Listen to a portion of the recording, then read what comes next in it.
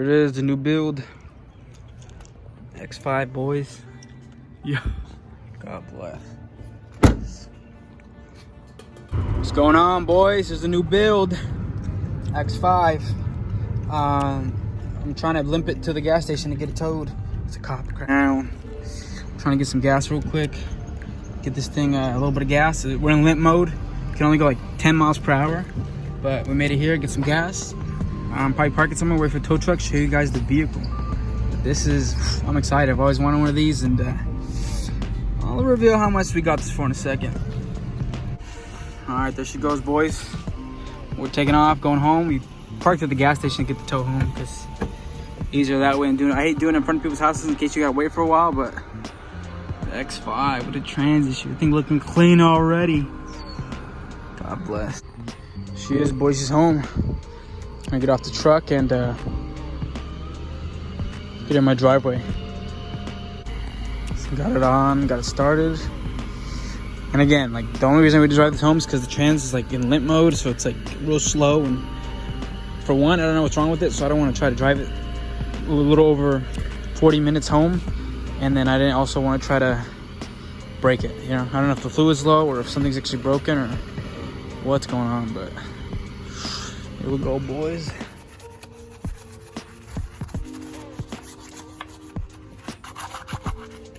Look how cake these are.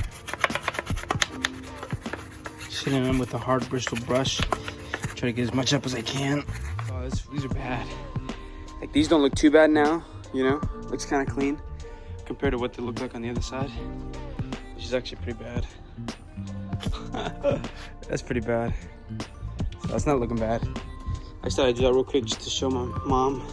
She thought they were ruined, but they're not ruined. They just need a good clean. But, you know, see if I can pull some codes and see what's wrong with this. Before, as you can see, they had kids, but everything's still in decent shape. Like, we got little broken tabs there. Might have to glue that or get a new piece, and crumbs, but they should clean up nice. I got half the car detailed. I'll show you guys the inside. Not looking too bad. Pretty excited to get this thing going. I love X5s. The carpet's a little dirty now because I stepped on it, but it's actually ridiculously clean as to how it was. Leather, haven't touched the seats yet. Touched the center console a little bit.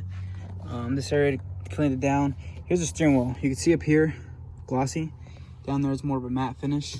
I gotta do the whole thing, but it's actually not too bad condition. So I went ahead and ran the faults. We have P0335 and P1727, and those are both crankshaft position sensor codes. And on these cars, I guess, like, at least what I read on the forums, which, you know, when you're working on these cars, you don't want to go off the forums all the time, but I figured I'd take a stab at it since it is an issue. It's the crankshaft position sensor, so it just says it's just both those codes mean that it's either out or the wiring's wrong or it might be disconnected. I'm gonna look at it. I'm gonna look under the car, see if I can jack it up, get under there. If I can't, then I'm just gonna pop the intake off, pop everything off over there, and switch it out because I have a new one here at the house. So there's a slight chance that might be the only issue, and that might bring our trans back into at a fail-safe. Also, the battery is low, so that could also be an issue. So I'm just gonna do both of those, rule both those out, pop the battery out of the car, put it here, charge it all night, pop it back in, see what happens, and go from there. It's the two main things I can try. Because besides the long crank, which again, the long crank is an issue of the crankshaft position sensor. I remember I did my first one from Nor. He hit me up, said, "Hey, can you do my crankshaft position sensor?" And I was like, you know, I can try, and I did it. And he had the same issue, long crank and the codes. And his idle was a little more rough than this one, but you know, this is a whole different engine to an extent. They're both N52s, but this is newer. And besides that was it. So I'll try it, see what happens, and keep you guys updated. I went ahead and did that crank sensor last night, and I have some good news. $1,800 X5. You ready? Comfort access. Starts right up. Crazy. No more issue, no more trans faults, no more check engine. Runs great, drives great.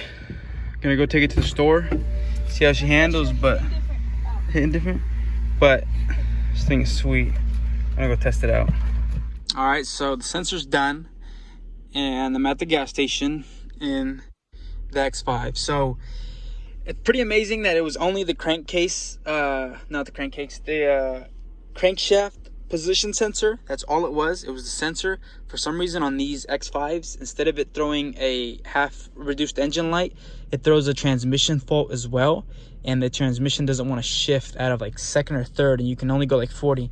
But it throws a transmission fault, which is weird because in the E90s, I've seen it where it doesn't really do the transmission fault. It just does the half engine power, which makes you, of course, think that something's wrong with the engine. But this guy thought there was something wrong with the transmission. So he sold it to me so cheap, which I don't know if I told you guys this, but I probably did. We only got this thing for 1,700 bucks. So, you know, that's a steal. And I've already detailed most of it, like I showed you guys. So this thing is looking mint, you know. So I drove to the gas station, drove fine, drove smooth, no weird, you know, noises or sounds or grinding or anything like that. I just put a little bit of gas in it, half a tank, and now we're gonna drive home and, you know, hopefully see if we have any issues. But I don't know. I'm not. I know I'm supposed to be excited, but it's a BMW, guys. Don't forget. And I know that even though I just fixed it for $0, I feel like there's something that's gonna come up that's gonna be like, oh great, you know, which again can't be too bad because engine runs fine, transmission's just fine. So, you know, it probably like a maintenance side. Like I feel like suspension's a little bit loose, but we'll see. So yeah, gonna head home. All right, now I'm chilling back here. I gotta fix this thing, but we got the mats in. It has all weather mats. Like detailed reverse seats, they're looking good. We got sunshades, you feel me? Detailed the interior. Already got paw prints on there. I need to vacuum this side a little bit more, but I cleaned the steering wheel, cleaned the dash. Thanks.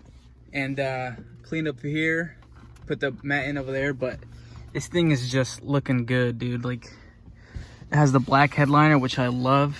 I don't know what kind of roof this is. Is this panoramic? No, it's just like a big roof. But we got the back. I still gotta clean the back. It's all dirty, and it's looking good. I just realized too that this has a sports steering wheel, so it looks a lot better. It's not that big, ugly Squidward nose looking one. And like I said, this car has everything. It has heated seats, cooled seats, comfort access, heated steering wheel, Logic 7.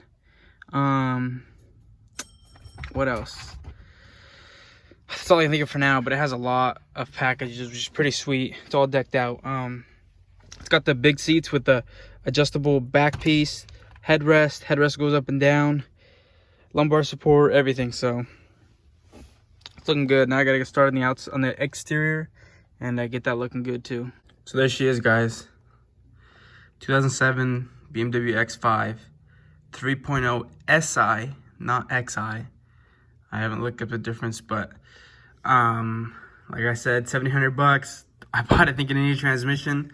Willing to do that myself, but it turns out I just needed a crank sensor, which is why everyone needs to get out there and just look for these deals, man, because that is insane. I can't even believe that I got a running and driving, clean title, you know, X5 for 1,700 bucks. That's like cheaper than almost every BMW I bought, you know, so it's like, dang, you know, crazy. So I don't know what I'm gonna do with it. I don't know if I'm gonna fix it, clean it up, get new seats, stuff like that, and throw it for sale, or if I'm gonna keep it and just drive it, because as soon as the manual 335i is done, yeah, we're not driving anything else, I'll tell you that. So that's it for now. Thanks for watching, and I'll see you guys in the next one.